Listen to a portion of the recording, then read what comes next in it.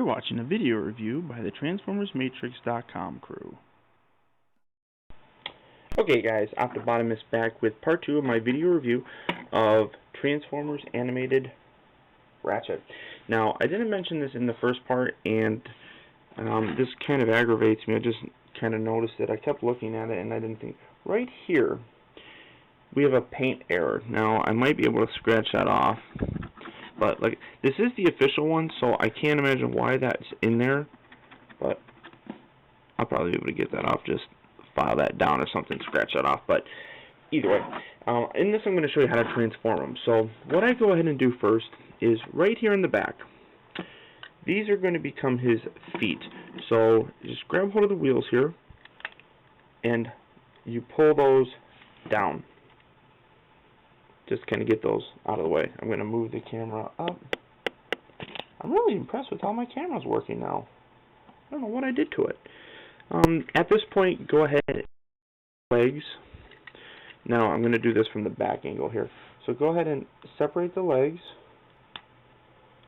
And you see they're kind of bow-legged here, so you need to straighten them. So, just like so. Now come over here to the feet. Now the feet are going to fold out from the inside of this part here. It's a bit of a pain. But in doing so, a couple people, several other people have done reviews for this guy yet, and nobody has yet mentioned this.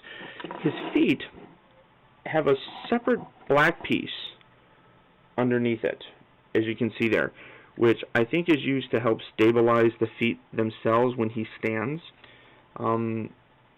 because he is kind of tricky to get to stand at times. But I just thought that was interesting. I thought that point that out. But most of the time, when you stand them down, they just slide right back in. So it's kind of difficult. But so from here, what you go ahead and do, take these side panels, fold those up like so, exposing the new EMT logo. This part right here, you're going to wiggle this loose a little, and that will fold up very nicely right there, exposing his hands. And then from here, you take the hands and just pull them and separate them. But as you pull them, what you want to do is kind of loosen this section right here. You'll wiggle a little bit and pull that out, as you can see right there. And then from there, just grab hold of the bottom. I'm trying to show you here. Grab hold of the bottom, and they will extend out thusly. Take this front section here, push that down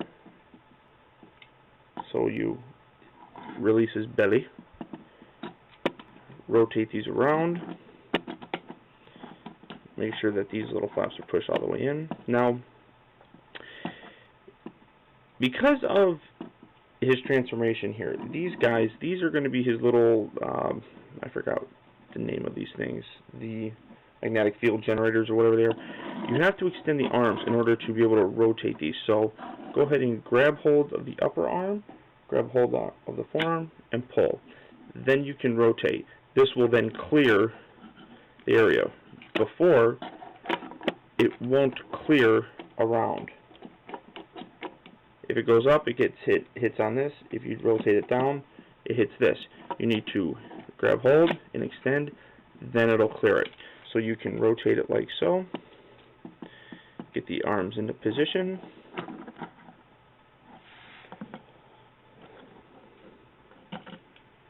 Like so. Take this piece. You can't see it because I don't have the camera. Okay. This back canopy, you want to rotate that back, and when you push it back, his head pops out. Very nice. Now you want to kind of have this bent on an angle like that. I keep tucking it in for some reason like this. You want it bent like this, which will extend this little guy. It's just on a little spring-loaded flap. Keep that up like that, so you have him opened, kind of like so. And there you have Ratchet, guys. Get his hands situated nicely. really, really good figure. I really like the way this guy looks, the way he, everything about him. I don't think there's one thing that I really do not like. Now, in terms of his weapons, now his hands, he has these guys, his little, and I threw the package away, so, and I'm bad with that stuff. I never keep that stuff.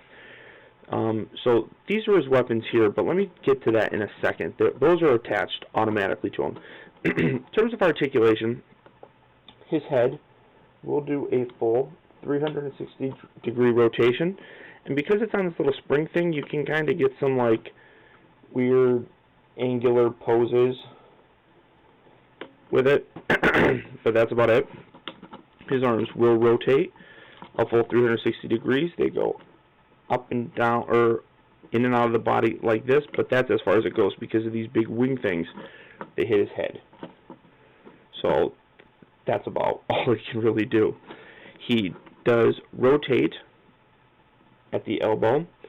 Now here's one of the problems that I have with the figure itself. His elbow does move. He is articulated at his elbow, but when you go up too far, this spring loads out. To tuck it in, you have to have it down like this, and it will tuck away. But let me try to do that again. Once you hit a certain point, pew, it springs forward, and that's true on both sides. They spring all the way up. So you can't keep his arms up like this, and the problem is if you keep his elbows bent, these will not stay up. They always flop forward. So that's one little bad thing. The kind of neat thing is his hands. His finger, or his thumb, is individually articulated, and all of his hands, while they're all locked together, his hands like that, hi everybody, can go like that. So he can get the cool, you know, holding of it. You know, he can look like he's holding this force field.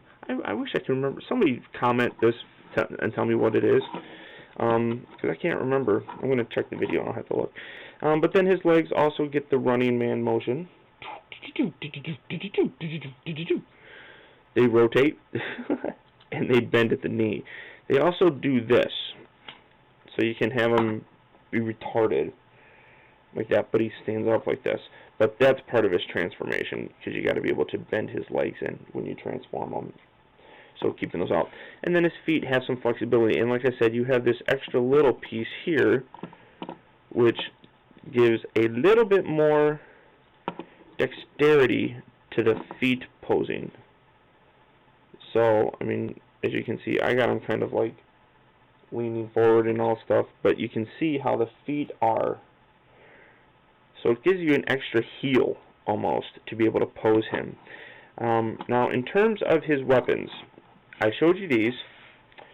He comes with a screwdriver-looking doodad, a claw-looking doodad, a wrench-looking doodad, and a hammer-looking doodad. And all these do is clip in. If you look inside here, right inside there is the spring mechanism for the little magnetic dudes, and they're rounded.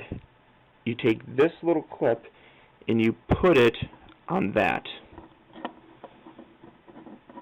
and again, with his fingers, he can now hold his hammer.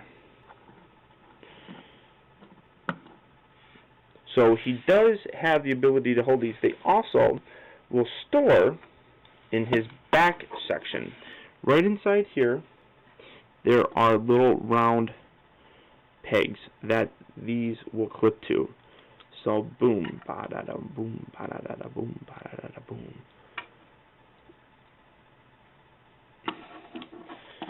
So you can have him look like Inspector Gadget. Ding ding ding ding ding ding ding ding ding ding ding. That was my Inspector Gadget impression.